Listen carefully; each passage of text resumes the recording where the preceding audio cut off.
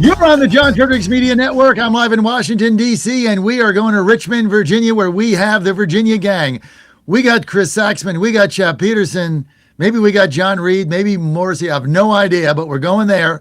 I know we got Saxman and Peterson. That's the main players. So we are good to go on the Virginia gang. And I tell you what, we're going to be talking about iGaming. I hate it. It's disgusting. It's gross. Casinos in your pocket. Addictive for the elderly, addictive for kids, preys on the most vulnerable in society, but they don't care. Mamie Locke doesn't care. None of these people care. As long as they can money grub, they're good. It effectively places a casino in every pocket, making continuous spending easy, isolated. Families can't support or detect it. And this is coming from a former degenerate gambler, me, back in the day. Now I gamble responsibly on, DraftKings and MGM Grand and all that good stuff. Caesars, right? I do it right. Go to the casino. I go to Rosie's. Got to get my ID.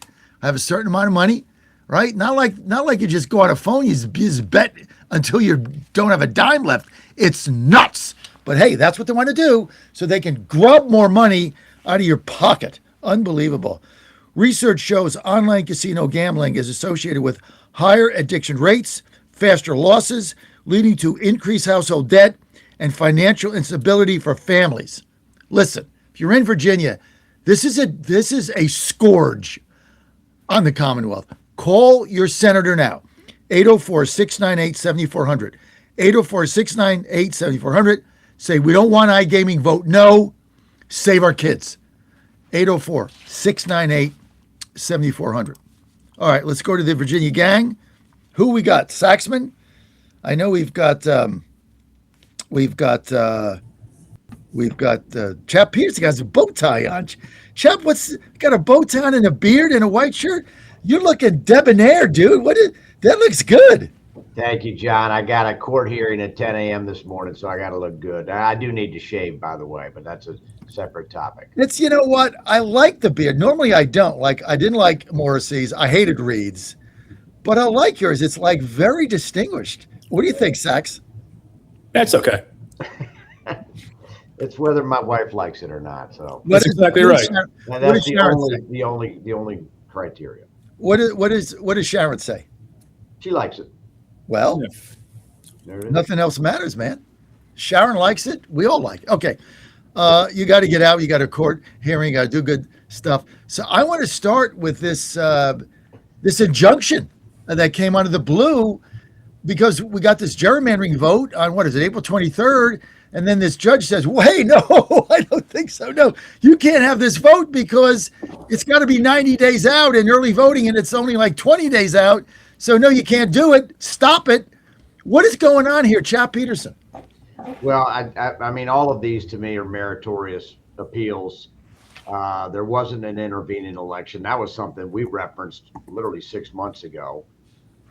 There hasn't been the sufficient time from the time that the vote was taken to when the vote is going to be held on the referendum. The ballot question is completely dishonest, or I won't even say it's dishonest. It's just subjective. I mean, you could say anything at this point. Should Virginia remain a democracy? I mean, whatever. So it, I at some point, I expect the Virginia Supreme Court is going to probably deal with this injunction like they did with the earlier one, which is they've kind of already made up their mind to punt this issue. And I expect that's what will happen when this gets appealed up to the Supreme Court. I think, though, there's it's funny. I feel like this whole referendum issue is generating kind of its own negative energy. I will tell you that I see very few people on social media defending it. I don't see a lot of people, and I'm in, like you said, sort of the deep blue part of the Commonwealth. I don't see a lot of people talking about it. I don't see a lot of people advocating for it. I don't see all my sort of no kings friends out there holding their signboards. I think it's a little bit embarrassing for Democrats that they're actually behind this. It's such an obvious power grab. And, I'm on everybody's email list. I don't see a lot of people that are elected Democrats even talking about this in their newsletters. I feel like they're embarrassed about it. Chris or Chap, were you surprised that the Virginia Supreme Court punted this until 2 days after the vote? Was that cowardly?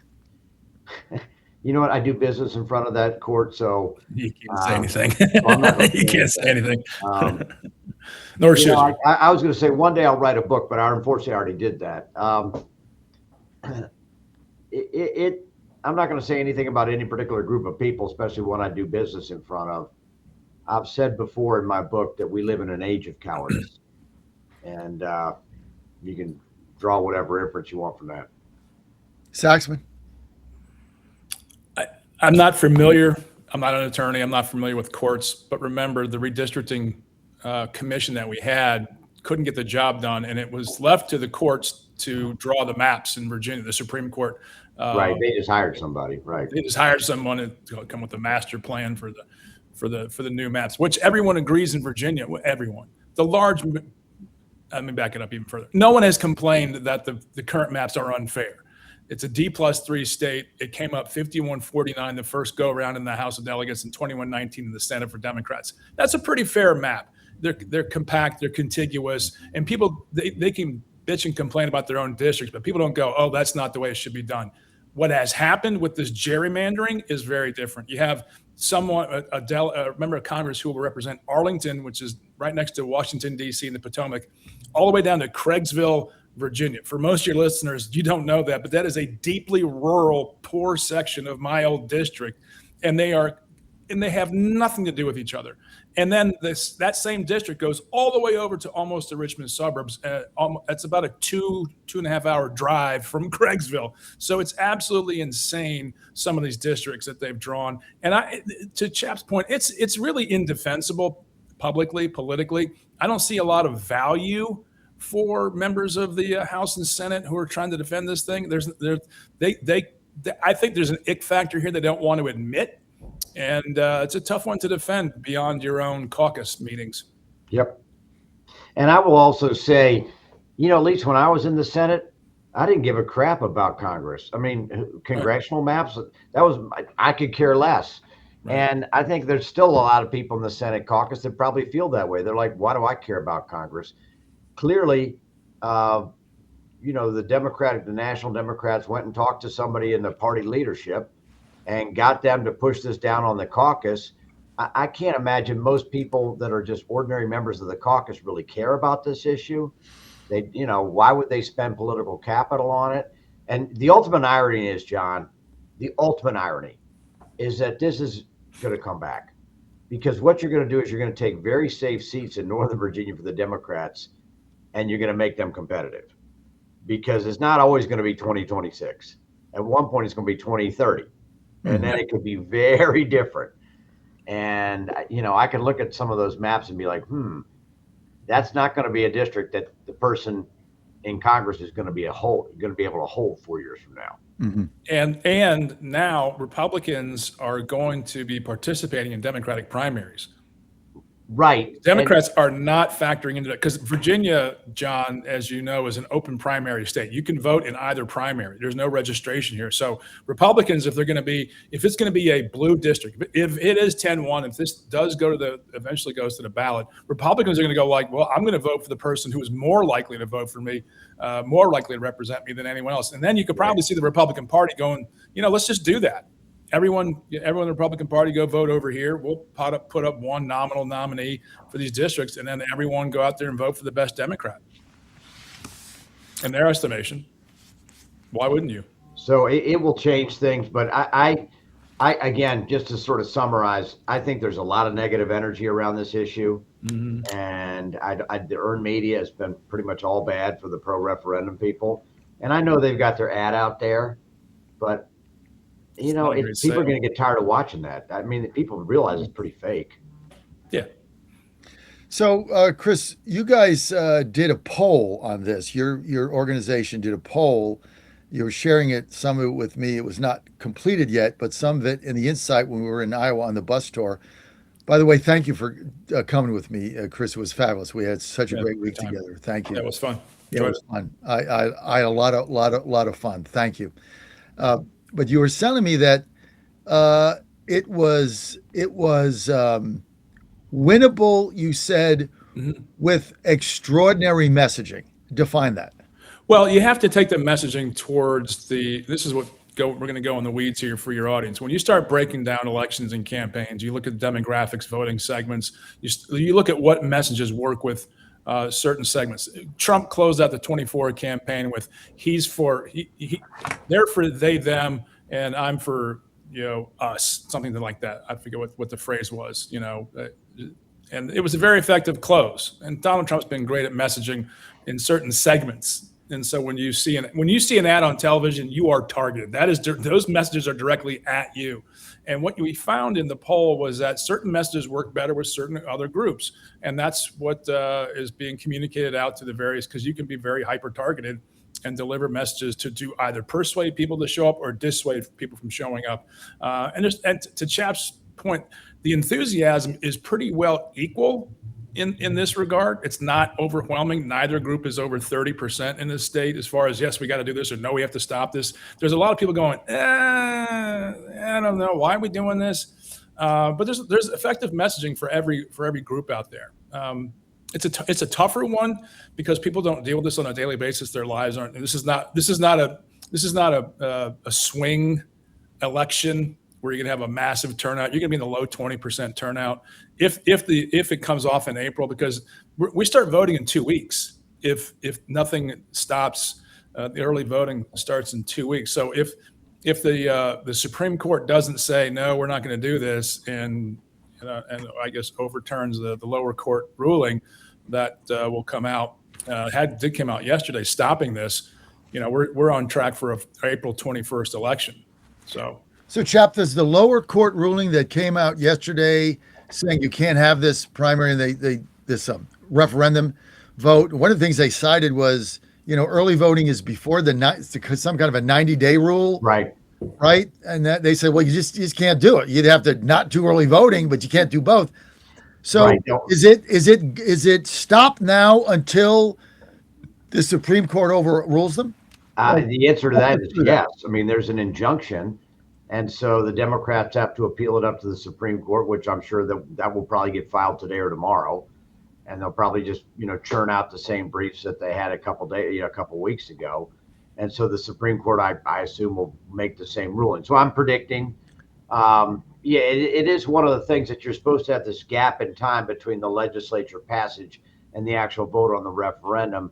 And because of the early voting period, which is way too long. And by the way, I should have done something about that back in 2020 or 2021. And you know what? It was just so much going on at the time, and we didn't really think about that. But 45 days is crazy too long for early voting. It should be like 10 days.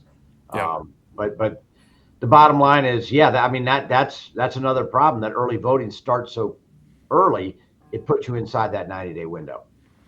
So let me ask you this. So what does the Supreme Court rule on? Like, what would they say? They would overrule the injunction and basically say, no injunction. We're going to go ahead and have the election, see what happens, and then we'll basically take it up on the merits. So they don't have to write anything about what this judge said, that it's not within the 90-day window. They can just punt it. They don't have to write anything. John, that's exactly what they said earlier. They said, basically, we're going to have the election first, and then we're going to rule on the merits on whether or not it was legal. And the reason they did that was to say, well, the people have spoken. John, like I said. So I get the Saxman. I mean, I'm going to throw it to Saxman. The Saxman. So there's no way, like, say this thing passes, I don't know, 58-42, right? Which is probably what it's looking like now, if I had to guess. No, it starts out cold 47-41 in favor of passage. After messaging, it's a toss up. All right, so it passes. It's close. That's why they're spending a lot of money here, because they know they're not going to win straight out of the gate. Right. So it passes, and then I can't imagine after it passes the Supreme Court saying, "Well, nice try, but it sucks." No, I mean they're going to say, "Well, the voters have spoken," right? Yeah, the will of the people. Right. We live in a democracy. They're going to say will of the people. I would be shocked if they went against the will of the people.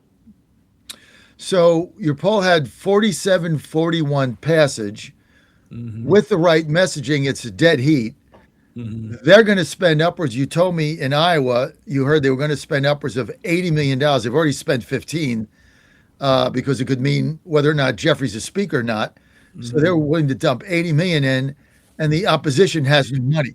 Like Ben Markey tried to get 3,000 2x4 signs that he would put up himself with his own people of volunteers.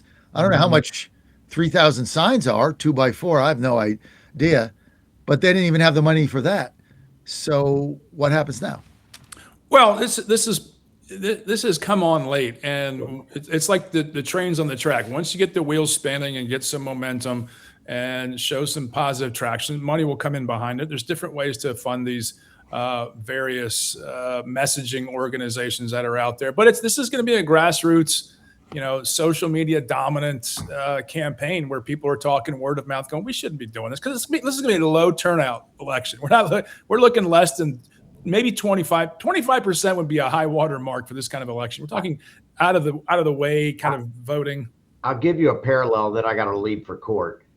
If you might remember the transportation referendum we had in Northern Virginia in 2002, the spending was 10-1 pro yes, and it ended up crashing and burning by like 18 points. Right. Same thing in Hampton Roads, and that was all grassroots, all. Right. And that was really pre-social media. Yeah, so, but that's the power of people out there talking, going. Yeah, that was just the power of being negative. Yeah, and no is always the easier vote. No, I do agree with you guys because a lot of us were taking our analysis from what happened in California, and that was such a disaster. But this seems it seems in the last week, even though we have no money, the opposition has no money, and there's no party and no apparatus. It seems like it's creating its own negative buzz. Right. I agree with that. Yeah, you guys opened with that, and I would say that, having said that, you guys saying that, I'm thinking back about what I've seen this week, and you're right. There's a change, because I thought a week ago, this thing is going to pass 70-30. They're going to spend $50 million. We have no opposition. We have no party, no ground game. We can't even pay for signs. This thing's blowout. Right. But you guys are right. There's a definite, it's so egregious that I think people are saying this is icky. But now we just got to figure out how to get our Southwest Virginia voters out. John, the proponents of this action to re-gerrymander Virginia, Chap's got to buzz out. The proponents of this effort, their previous words 5 years ago are complete opposite. And the last thing you want to be called and shown to be true in politics is a hypocrite. And that's a very negative. And look, the trust is so low in this country as it is. But when you're out there saying this is the worst thing for democracy 6 years ago, but we're going to do it now, you can't defend that. And people just don't want to go out there and say, yeah, look what so and so said 6 years ago when they were running for office. They think it's so bad because they were trying to pass this redistricting reform, which was very popular. It passed 2-1 as a constitutional amendment, going about it the right way, the appropriate way. And now we're going to go back and undo what we just did 6 years ago. That's not going to go. I don't think it's going to go over well. But this is politics. This is hardball, inside pitching 101. It's just what it is. So, you got to push back. Nothing better to end the segment with a baseball analogy. Me, I'm a catcher. I love pitching in. Speaking of that, as soon as the show's over, I'm heading to Lafayette, Louisiana. Terps Really? and Raging Cajuns. Joe really? Joe says it's an iconic stadium. They get 6,000 people a game in Lafayette. Oh, yeah. Lafayette's great. I got some recommendations for you there. Food is fabulous. Woo! Well, let's talk offline when I'm on my way. In the meantime, yeah, man. It's just us, Sox.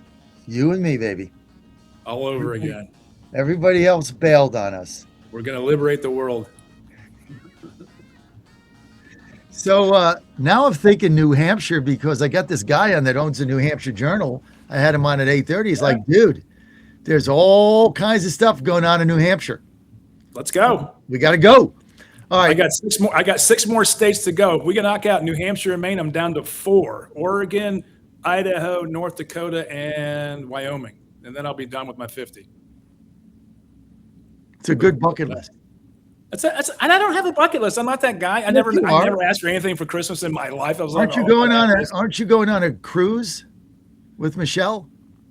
No, we've been to Alaska on a cruise. We're going to Italy with the kids in May, and then I have a trip down to Argentina. Yeah, so I got a lot of flights this year. It's gonna be fun. Looking forward to it. We're gonna be right back. Dude, a lot of flights. We're gonna talk about when we get back. Here's what we're gonna talk about. We got to talk about this iGaming vote. Oh my God! I gotta get your take on what the hell happened in that caucus conference. So I gotta get your take on that. Yeah, I don't know. Abigail Spanberger for president 28, baby. They're making her do. She's been governor 6 days, and she's doing the speech. I mean, you can't make this stuff up, right? All right, Saxon. The thing about the State of the Union response, it really has not really gone well for the person who delivers it. You know, it's just never been like the moment. They don't. It's I don't know if I was the Spanberger team, I would have taken that opportunity. It's actually destroyed careers. See Bobby Jindal, right? Rising star, crash. Yeah. Okay, for your audience, name one person who's delivered the State of the Union has actually gone further in their political career. Maybe Marco Rubio, but he tanked that night. I will give you one. It certainly wasn't Katie Britt last time. She was not. That was not good. The thing in the kitchen just didn't work. But she's a good person. She'll recover. Yeah. The one that it propelled one person and was done right was Christy Whitman, governor of New Jersey. Do not remember the year, but she did it in Trenton on the podium, and she had all the Republicans there that were in the State House. Mm-hmm. And Clinton was probably president, or Obama. I do not remember. It was it was Clinton. Yeah, it was Clinton, and she was phenomenal, and that propelled her on the national stage. But she had the backdrop, and she's a really good speaker, and she was a good governor. Yeah. Kind of a moderate, but it's New Jersey. Yeah, but she did it right from the Trenton well, right, where the governor speaks, where they give her speech, and she had packed with fans and Republicans. So that was cool. Other than that, Bob McDonnell did the same thing from the Virginia House floor. See, I don't remember that. Yeah, it's a great. It will keep things going, but. Drive up her name ID. It's a national test. I mean, good for her, but I don't know if I would have done that straight out of the gate. All right, we got to go to a break. We're going to be right back. Saxman and I doing the Saxman thing when I get back.